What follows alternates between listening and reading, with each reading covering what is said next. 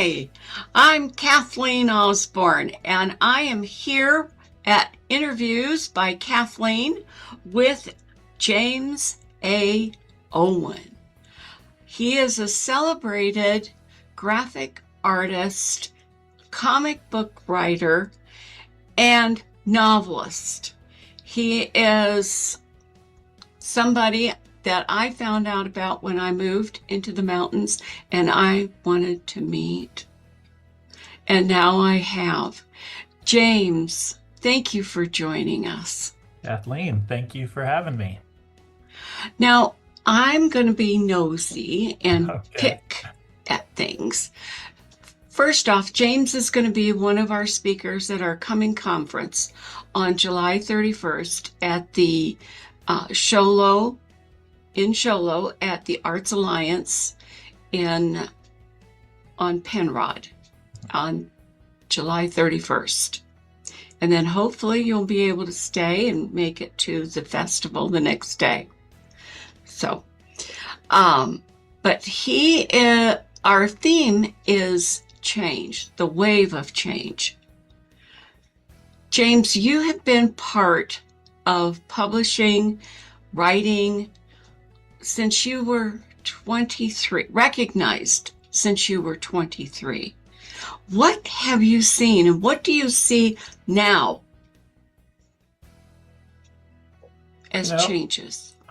Part of it, I've been in a couple of different spheres of publishing. Comic books was where I was at first, and actually even earlier than the official record. Because I was doing this as a profession before I had a driver's license. My very first convention, it's actually the 40th anniversary year this year. I'm going back to San Diego Comic-Con to celebrate my 40th year as a person in publishing, because myself and my business partner and one of my comic book friends, we had hired my aunt to drive us to San Diego, where we had gotten a booth and published a comic book, and I was 16 years old, and being able to start at that age, I met people there that I am still friends with, that I still do business with. But one of the people that I met as a teenager was a man named Will Eisner, who the comic book industry awards are named for. They're called the Eisner Awards because of Will. And he told me very early on, the years passed very quickly. And the business is always susceptible to change. And never make any choices about your work and your career based on the short term, because everything goes in cycles. And when you've been in this business as long as I have, and now I actually have been in the business as long as Will had at that point, he says you'll see there are arcs to it. And the people with the longest sustainable careers are the ones who understand that, and then who can shape their decisions based around the process more than the goals. Because if your process is solid, you can be flexible about your goals no matter what circumstances change in the industry. If you're goal-oriented and things change, you don't have a process in place to adapt with it. Yeah. So learning that, I think, was the most important. And over at this end of my career, present day, I'm one of the permanent faculty at the Superstars Writing Seminars that are held every year in Colorado Springs. And some of the founders of that, Kevin J. Anderson and Rebecca Mesta and Brandon Sanderson. And we have this conference every year where we teach the business of publishing. And we tell alumni it is important to return as frequently as you can, because the advice I give someone in 2026 is different than the advice I gave 3 years ago, which is different than the advice I gave 8 years ago. It's different than the conditions that allowed me to come into publishing as a novelist 20 years ago this year with Here There Be Dragons in 2006. And that was my first major publishing deal with one of the New York publishers, Simon & Schuster. And the conditions of publishing are so different now that nobody can follow that same roadmap. You can listen to established people in a field and how they began their careers. Mm-hmm. But you're never going to be able to duplicate those conditions. The best thing you can take away from those examples is that it's possible to overcome the circumstances to do what you want to do. But you will never do them in the exact same way as someone else. Oh, I totally agree with that and believe it. I'm a woman of a certain age, and so I've lived through a lot of changes. Nothing is static. No. And if you can't bend, then you will break. Yes, that's a great metaphor for that. Isn't it one of the old metaphors about be a reed instead of an oak? Yes. An oak can get pushed over in a hurricane. Yes. The reed will bend and then grow stronger after. It's like one of the rules, not a rule, but my father always told me, and this is in the 50s when women couldn't do everything. He said, the only thing standing in your way is you. You just have to get out of your own way. In other words, you have to think outside the box constantly. It's never going to be the same. And you have to embrace what change is coming. The vision I shared with you, that was what it was all about. If you can't catch it, if you can't catch the dream, and don't you think that is more what it is a dream? Because dreams unfold and change as they reveal what's happening. And if you can't move with that, like dancing with a partner, then you don't have anything. There are a lot of people, I think, that resist that out of stubbornness. I can speak to that because I'm afflicted with that myself. Sometimes it pays off in good ways. Other times you learn lessons. But there's always that resistance to change. I do feel like one of my superpowers is when I finally do recognize that a change is necessary, I do a 180-degree turn and dive right into it. Now there's no hesitation. But up until that point, I will ask a bunch of questions. But I think you're right. I think what he said to you was very wise about you being in your own way. And there's a bunch of ways to say that. The talk that I do most is called Drawing Out the Dragons. It's my nonfiction presentation. And one of the key quotes from Drawing Out the Dragons is, if you really want to do something, no one can stop you. But if you really don't want to do something, no one can help you. That's right. That's right. You can't do something part way. You can't believe in something part way. If you believe in it all the way, then no one can really put any obstacles in front of you. If you're not really that committed, any reason is going to be big enough for you to give up. And that then becomes your excuse. Yeah. There's a difference between reasons and excuses. Reasons, are facts about why things happen, and we can respond to those. Excuses are reasons why something didn't happen, usually. And that's usually for something you didn't really want. I was taught in the military that the word try means I've already failed. Wow, that's good. You don't try to get something done. You may attempt it. Now, that doesn't mean that you failed. That means that you're unsure and you are feeling your way to accomplish it. That means you're going to have failures and you're going to have successes. But to say you're going to try you don't really give it your all. Right. I think my response would be, I'm working on it. Yes, It's in exactly. progress. It's in progress. I'm working on it. Yeah. And now, what do you see as one of the biggest changes we're facing now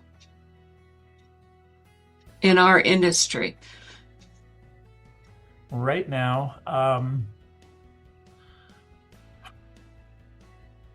not so much, this is not so much an AI thing, even though that factors into it, but the ability for people to pirate your work has kind of taken off. It's kind of taken off. It's a little overwhelming. I've got a couple of books.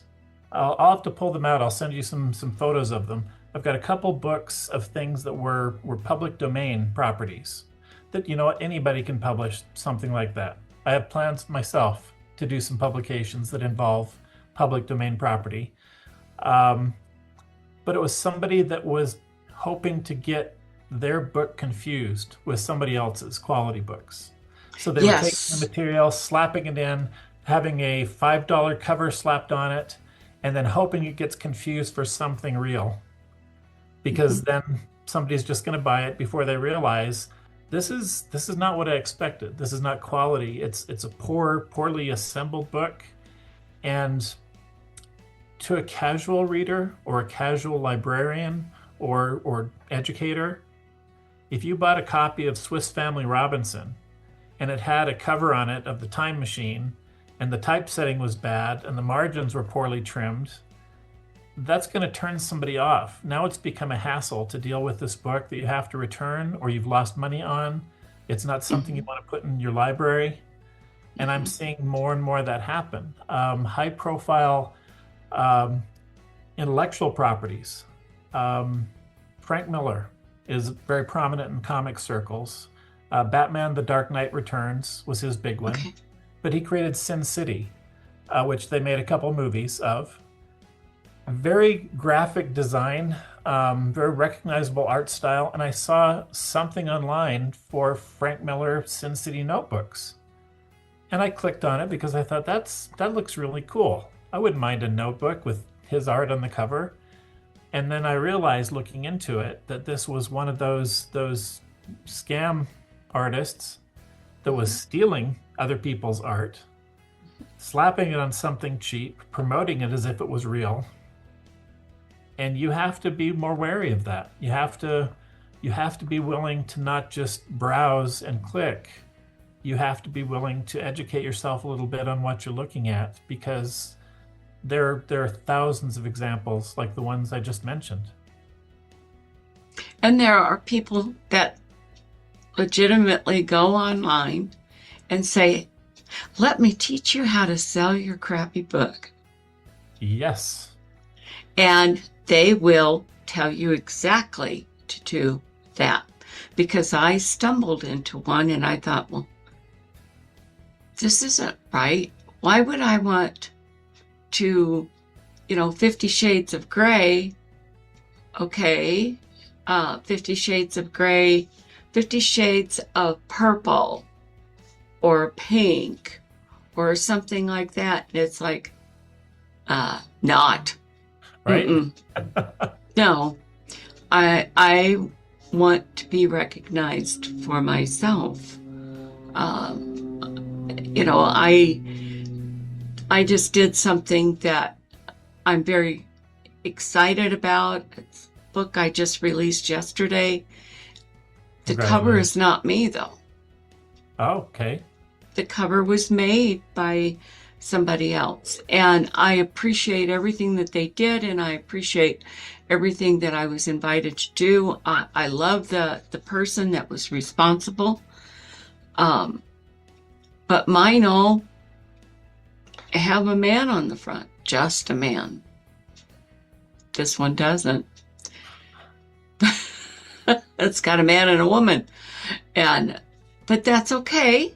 For something trial that I was doing, because I didn't know, I wanted to venture out from my norm. Okay. But it was not to do that duplication. It was not to steal from somebody else.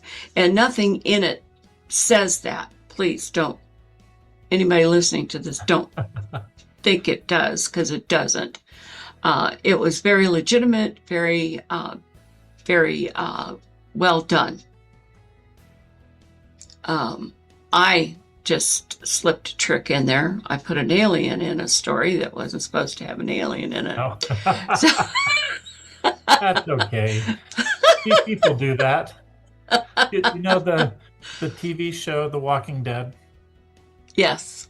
That was based on a best-selling comic book series by Robert Kirkman that he pitched to my friends at Image Comics.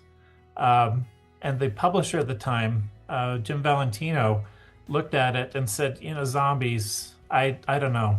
I don't think there's a market for it. And Robert said, well, here's the trick. I was saving this as a surprise. They're not really zombies.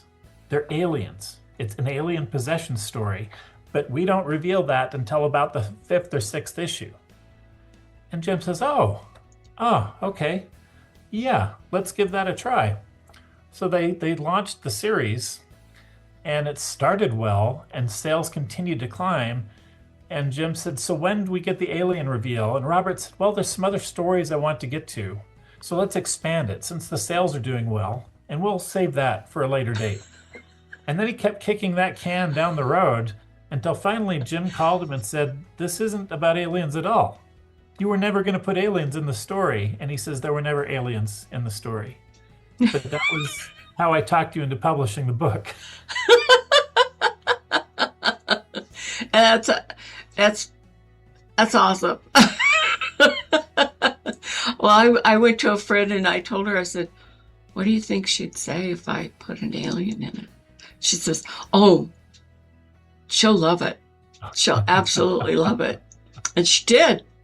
And so far everybody has really, my ARC readers are all saying it's great. So nice. It's like, oh, but I was afraid because of the cover that it might be misconstrued. Oh, well, it sounds like you made some good calls with it though. Yeah. Well, I did something else too that was unique that I'd never done before. I saw a song in it. I'm not a songwriter. I played musical instruments. I was a singer for a while, all of that. But I never wrote my own music or anything. But now with AI, I can. And I can license it. And I can even copyright my words if they're my words. And all the words were from my book, and I created a song. Nice. Yeah. So now, I'm a songwriter. I'm all for multiple revenue streams for creators. Oh, yeah. I teach that. My partner at Superstars, Kevin J. Anderson, he's a master at that because he's the primary writer with Frank Herbert's son of all the Dune sequels. So he's one of the producers on the Dune movies. He's an executive producer. And the HBO series they're doing is based on Kevin's work. But he also did a couple of novels with Neil Peart, who was the drummer for the band Rush. And they did the novel that went along with Rush's new album. But then Kevin adapted the novel into a graphic novel, and they published the comic books. And then he published a book of the scripts for the graphic novel. And so you had 3 or 4 different revenue streams from the same amount of words that he was writing. And I thought that was kind of genius. Yeah. Leverage it in every way. And not everybody is going to buy everything that you do, but there were people in each of those markets that wanted that version of what he did. Mm-hmm. That's something I teach, is that I learned this through direct sales, that you need 5 revenues of income. That's, yeah. Because it covers weather, disaster, family emergencies, all of that. If you have something that you can take and monetize and go multiple directions, sure, then you are not left out there in the cold when that's your only source of income. That was something that was a huge advantage with Simon and Schuster with my novels. There is we sold lots of international editions. Hmm. There Be Dragons is in 22 or 23 languages, and in the countries where those books did really well, there were years where my royalties in the United States were down, but they were up in Poland or Hmm. up in Germany or up in Japan, and getting the additional revenue streams from other countries for translations of work that I'd already done. That was wow, that was one of those moments my mom was actually impressed. That was Now, a hard get. I bet it was because, our parents grew up, your parents grew up in an era that it was hard going, and Yeah. nothing was simple. And then probably looked to them like, well, he's just making this easy. But it's still work. You worked hard. You know, kids do when they have a goal and they have something that they love. That was something it's come up a lot lately. That my mother was very supportive of what I did. Now she was artistic as well. Her family, it was a family of artists. Her oldest brothers were printers that started their first printing business in the back of the Mesa feed barn, which my grandfather owned. Um, they had 4 drafting tables and a printing press, and later on when they changed businesses, the oldest uncle kept 2 drafting tables. Their youngest sister, who was a designer, kept one, and my mother kept the 4th one, which she gave to me on my 8th birthday, and which is sitting about 3 feet from me here right now. Um, the oldest of the siblings, my Uncle Claire, was also a painter, and he had black hair, a red beard, 1 blue eye, and 1 green eye. And all of the Native American tribes considered him a magic man, and he was allowed to paint all of their sacred dances because he could Oh, paint with a palette knife. So he had his own tribal names, and he would be invited to come and sit in their dance circles, and he would just paint pictures of them. And so coloring books of all the dancers from all the Native American tribes were what I had as a kid. So all the coloring books had men and women covered with feathers and beads with bird and animal heads because I'd gotten them from my uncle. And their sister was a graphic designer that took me as her first apprentice when I was 13. And then my mother was a first grade teacher for most of her career, but she also painted in oil paints. So we had an easel in the kitchen, and everything smelled like turpentine. But at first grade, she designed all of the worksheets, all of the lesson plans. She illustrated them herself for these kids. So I grew up with this idea of being able to create things out of whole cloth. That creating something out of your head and presenting it to somebody for money, that was a family practice. And so I wanted to start in on that very early. And my mother was very supportive very early on. When I think I was 14, when I asked my aunt to take me to a science fiction convention in Anaheim to meet a couple of my art heroes so I could show them my work and say, you inspired me, and I'm going to do what you did and start my own company to publish my own work. And that was in 1984. And all these years later, I have this huge art retrospective that I'm downstairs. We're fulfilling the Kickstarter, so I'm signing 1,000 of these books downstairs. But that's the slipcase oh, for the art retrospective.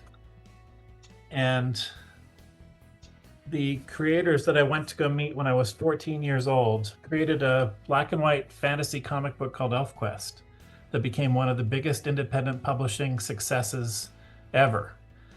And they're the ones I approached. Wendy and Richard Peeney were their names. And that's the art retrospective. And all these years later, Wendy Peeney wrote the afterword for my art book. So things I did when I was a teenager. still have resonance in the things I'm doing right now. What a fabulous heritage you have for your own family, and to pass it down. I think that's the biggest thing I want out of this. My mother was an artist, but she didn't know she was until she was in her 50s. After all of us kids left home, Sure. then she started painting.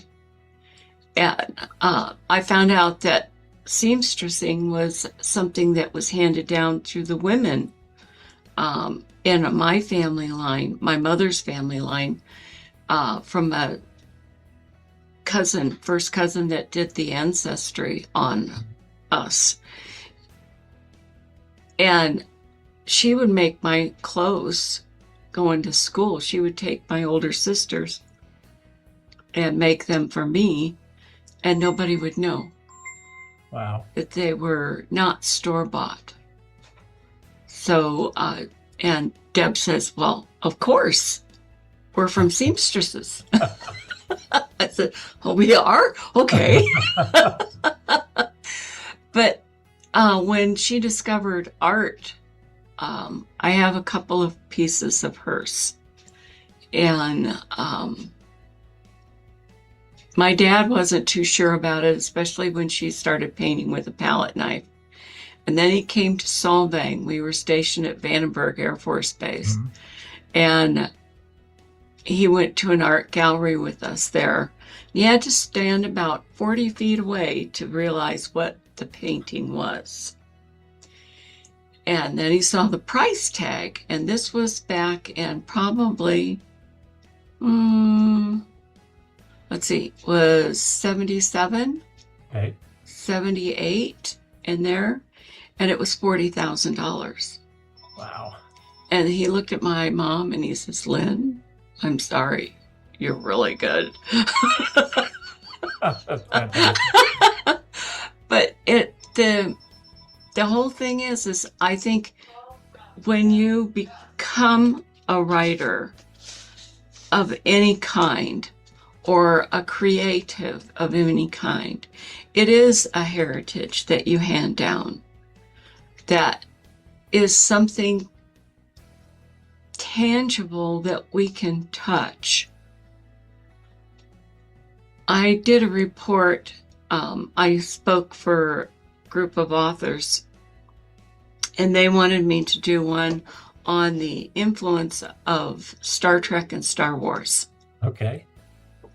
This was on May the 4th, so May the 4th be with you. Right. That sort of stuff. And to see all of the things that happened because of somebody who went into science fiction and what was invented because of it, that, again, is part of the heritage we as writers have. Sure. Whether it's science fiction, murder mystery, whatever, you give somebody a vacation, an escape from sometimes really tragic circumstances that you can then pull up your britches and you can get on with it.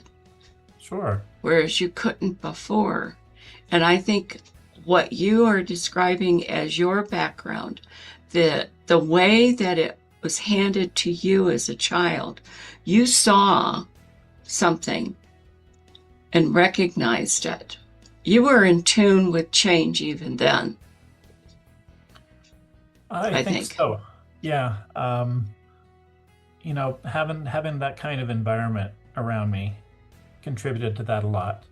My grandfather, my mother's father, was a businessman, but also a farmer and a teacher. Actually, he met my grandmother, his wife, when he was a teacher at the old school on the other side of Pine Top up there. My grandmother's a Penrod from the White Mountains. Okay. So this is a lot of my family history in the ground here. My grandfather was a millet from Mesa, and the Millet family line that we came from, we have a big history of the Millets, including a coat of arms that's several hundred years old. That's the hand, an armored hand grasping the throat of a dragon.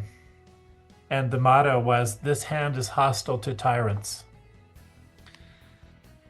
Another offshoot of the family was the French painter Jean Millet, so Millet with the one T, Millet, that painted the Angelus and the Sowers and the Gleaners. The Sower, which is actually the colophon for Simon & Schuster's publishing imprint. And then his American cousin that my son is named for, Francis Davis Millet, was referred to as Uncle Frank by my grandfather's generation. Uncle Frank was the youngest drummer boy in the Union Army in the Civil War. Oh. And after the Civil War, he went to journalism school and then became a journalist during the Franco-Prussian War. While he was a journalist during that war, he learned how to translate Russian and translated 3 books by Tolstoy. Sold the translations to pay his way into art school in Antwerp, where his roommate was the painter John Singer Sargent. Oh my gosh. So if you see some of Sargent's paintings, there's some of Aunt Lily, Uncle Frank's wife, and the kids, because they all lived near each other after art school on one boulevard in England. Uncle Frank was married here in the States to Aunt Lily. Mark Twain was the best man at the wedding. Oh.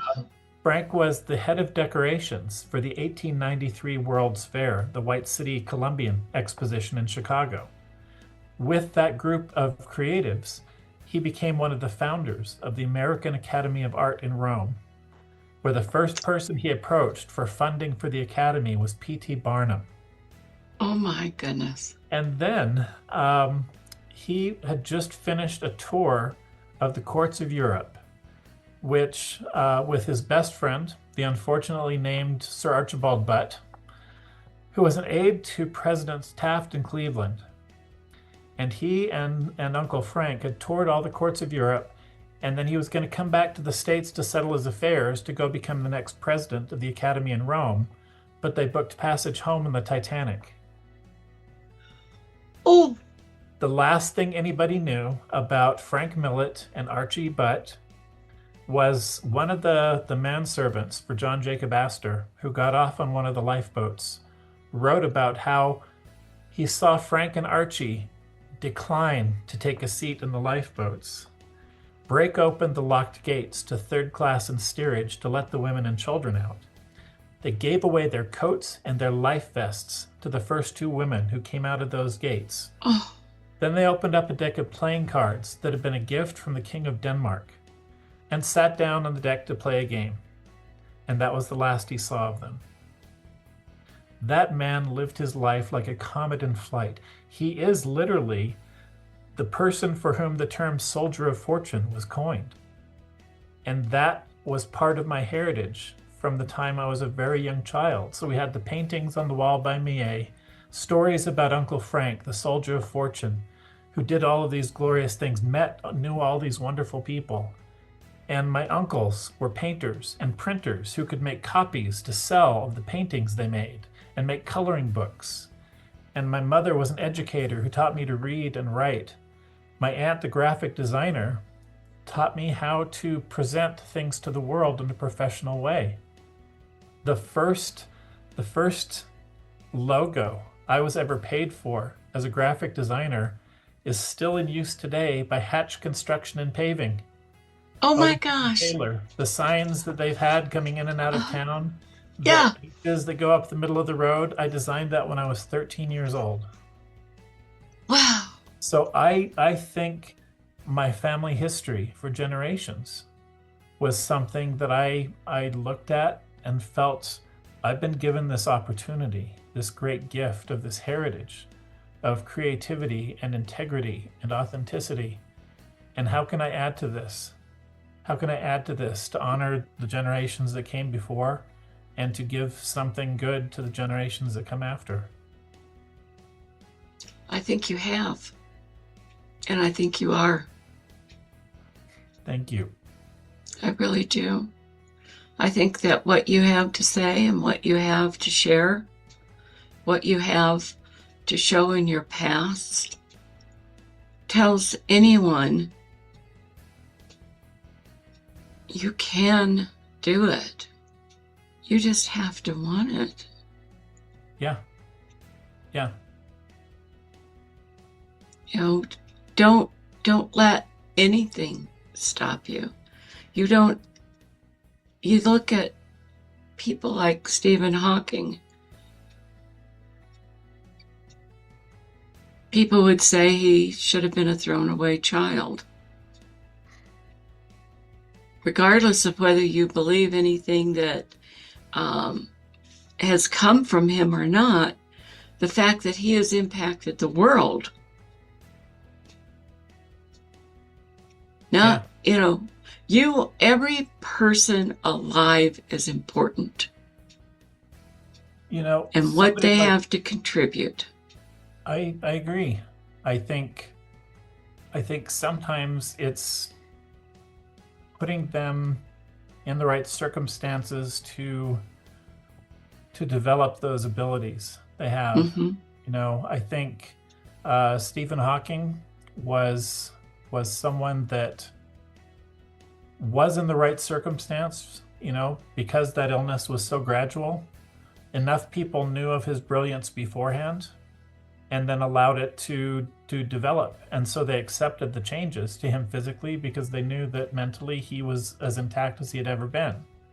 There was someone years ago, I was part of a church group that used to do Sunday services for a community of disabled and handicapped people in Coolidge. And they had this entire, it was a facility that resembled a neighborhood, so that the ones that were more mobile and more able to do things for themselves could go visit their friends, their neighbors in their houses, and they could go up to the store and they could buy things at the store. And then they had the community center where they had meetings, and they all loved to participate in this. Mm-hmm. So it was a closed property facility, but they had a lot of freedoms. And I would go and help, and we would do flannel board stories. I would take things, actually I took some that my mother had made. So these flannel board stories, and you would sing, children's Sunday school songs so they could participate. And there was this one guy named Vince that had been in a motorcycle accident and had traumatic brain injury. And so his hands were basically shriveled into claws, and he couldn't speak, and all sorts of things that came about from this head injury that he had. And Vince had a couple of traits. He loved magazines. So if you showed up with a magazine, he'd be all over it, and he'd ask if he could keep it, and then he'd roll it up, and he'd be packing it around the rest of the day. He loved keys.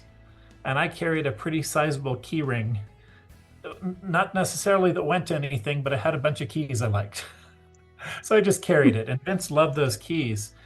And there was a conversation once about Stephen Hawking and about how would that have been received if this had been sudden, if this had been like a stroke. What had happened if it had been a stroke and suddenly people couldn't communicate? And so Vince, we discussed him.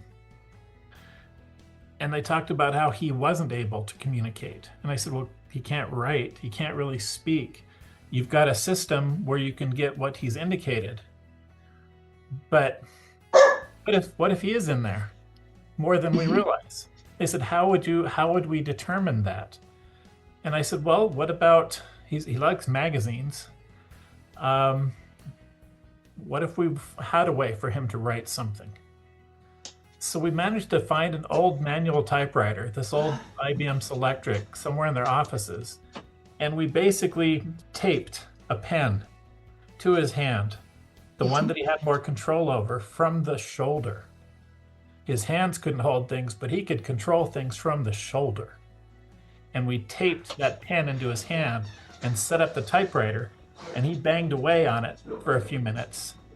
And a couple of the nurses there didn't really think that much about it. And then one of the doctors went over and looked over Vince's shoulder, and all the blood drained out of his face. And Vince had banged out on the typewriter, "Oh, thank you, God, thank you, God, thank you for finally listening to me." Oh my God. And he was there the whole time. But no one knew, because he had no way to actually express that until we gave him a means to do it. And he ended up leaving the facility, and he got a job and got an apartment with a roommate in Tempe. He was doing remote customer service for one of the big tech companies, because you didn't have to talk. You just had to be able to type. And if you could type something, they had a modified keyboard for him. So they'd worked out ways. And then all of his physical therapy after that was to help him coordinate his arms better to do things.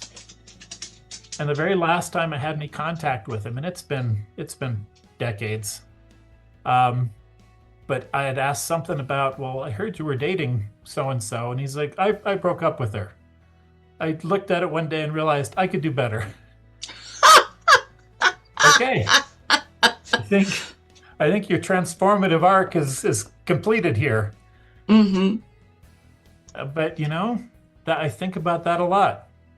I think about the fact that we were wasting time one afternoon, just waiting for somebody to go, had this conversation, and then this one guy's life changed completely. Exactly. What would you tell somebody who is an emerging author today of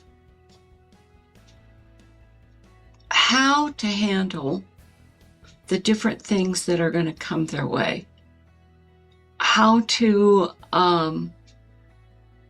tell or discern some of the challenges that are going to be before them, and know when to walk away and when to go forward? That is a great question. Recently, I actually advised someone that the hardest thing in publishing right now, and it's been a hard thing for some time, is not getting someone to say yes to what you're doing. It's saying no to the opportunities that will not be good for you.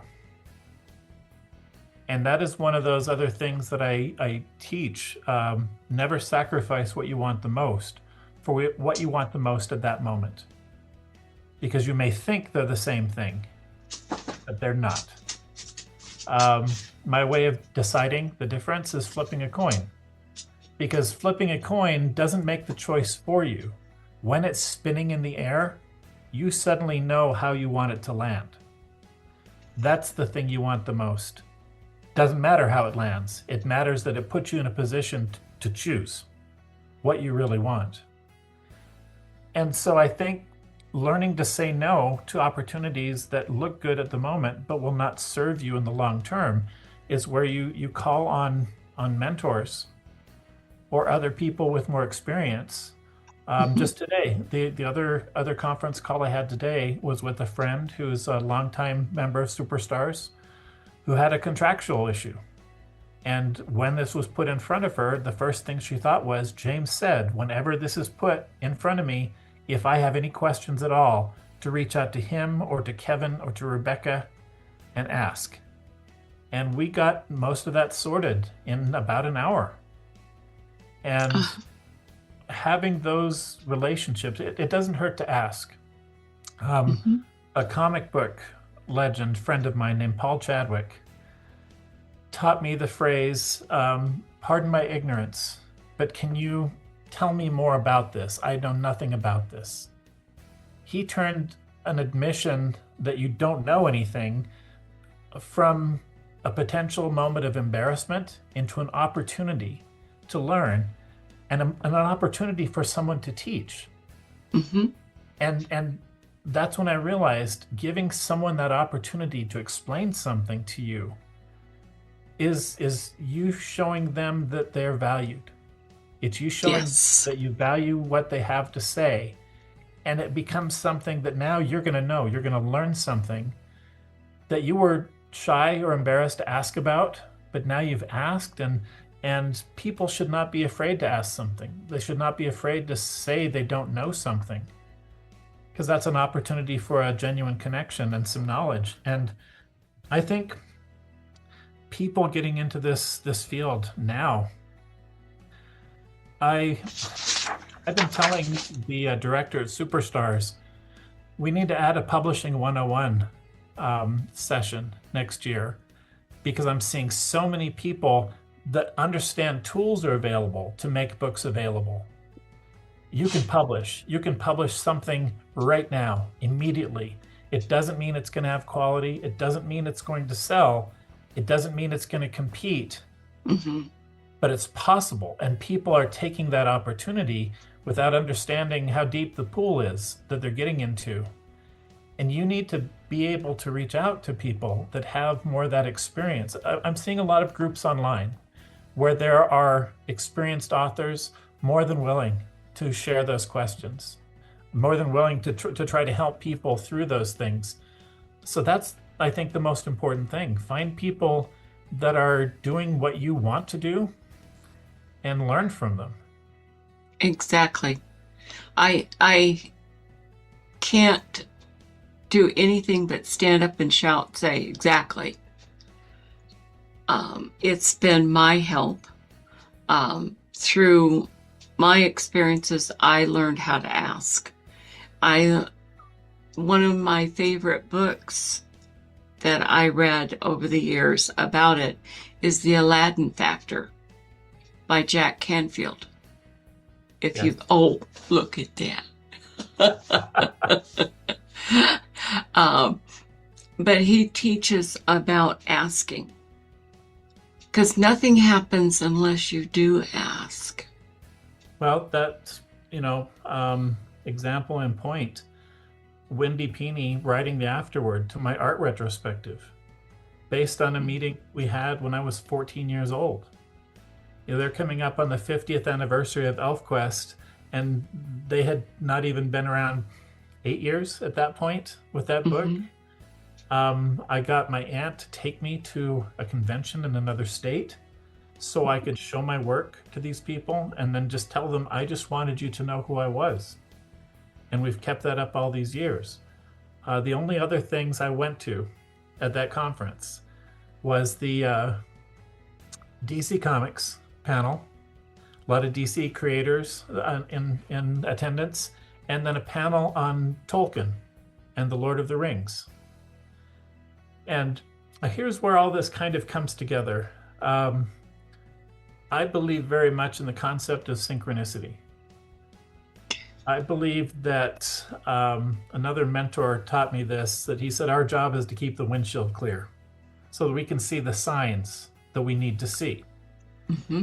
And I think if you pay attention to the signs and you see these connections, the synchronicity of things eventually manifests itself. That Tolkien panel that I went to when I was 14, the moderator of that panel was a Tolkien scholar named Diana Pavlak Goyer. In 2010, Diana Goyer and I were the co-guests of honor at MythCon, which celebrates Tolkien, C.S. Lewis, and the Inklings. Because of that meeting as co-guests of honor, a few years later, she did a book called Bandersnatch, which was about Tolkien and Lewis and the Inklings at Oxford, and she asked me to illustrate it. I illustrated drawings of all of the Inklings in iconic places around Oxford. And what that turned into was all of her fans cosplaying my illustrations. They would go to those locations and have themselves photographed in the poses of the characters that I'd drawn. And the Kent State University Press, they just sent us this just before the holidays. They're celebrating 60 years in publishing. And they show covers of their books in their celebration, and then write a little paragraph about why this book was significant to the history of the press. And she sent me a link that showed the cover of Bandersnatch. And it said, this is the press's all-time best-selling title. Oh my gosh. And she and I were in a room together in Anaheim in 1984. In the art book, I published a photo of myself from that convention. looking at one of these ElfQuest cosplayers in the big dealer's room. So there's dealers and comic books and art and posters. The first year I was a speaker at Superstars, I met an editor named Joshua Esso. And I asked him about his last name because I said there was an Esso that used to advertise in the old Comics Buyer's Guide newspaper. And he said that would have been my dad. And I said, and his wife did comic book restorations. And he said, my mother did that, but he said only for about a year. And I said, I saw her ad and I reached out to her, and she restored an old issue of Silas Marner that my mother had owned from Classics Illustrated Comics. And we thought that was an incredible connection. And then I was showing Josh the photos I was putting in the art book. And that photo of me when I was 14 years old, Josh said, James, the man standing behind you in that photo is my father. Oh, gosh. So even there, you see these connections, these synchronicities, these loops of connection that tie us together. The fact that you're having me to come and speak at a place on Penrod. Yes. In the White Mountains, that's named for my grandmother's family. The Penrods and Hansons. That when you initially got a hold of me, I think I might have said something about that's one of the reasons I was intrigued by this, because I hadn't done a presentation in the White Mountains in a long time. But this is where I moved back to. I live, we call it Silvertown. Enough people know locally that it's Taylor, where I was raised. But I live and work in the original town church, which is the building where I attended Sunday school when I was 3 years old. The first church I remember attending is the place where I now live, next to the elementary school I attended where my mother taught first grade for 30 years. Everything comes full circle. Yes, That's synchrony. It does. And I am so happy to be part of that circle. Well, so am I, Kathleen. Who knows where it's going to go? Sure. I know one thing that I want to tell you is I'm working with the Art Alliance. I'm the treasurer for that. We have a plan. We have a developer. We are going to build and include an incredibly huge art center up here that's going to cover all the arts. Fantastic. We have backers. We're waiting on the county, but we've got 50 acres. Wow. That's going to be developed. So this is the beginning of it. This is the beginning. And you're a part of that now. That sounds wonderful to me. Yeah. So, ladies and gentlemen, this has been such a wonderful time talking with him and getting to know James. And I hope you have gotten to know him a little bit also. At the end, there's going to be a card where you can stop the video and jot down how to get hold of him through his website, how to get hold of me, and how you can attend these different functions. Until then, and until the next interview, thank you for joining me, and we'll see you next time.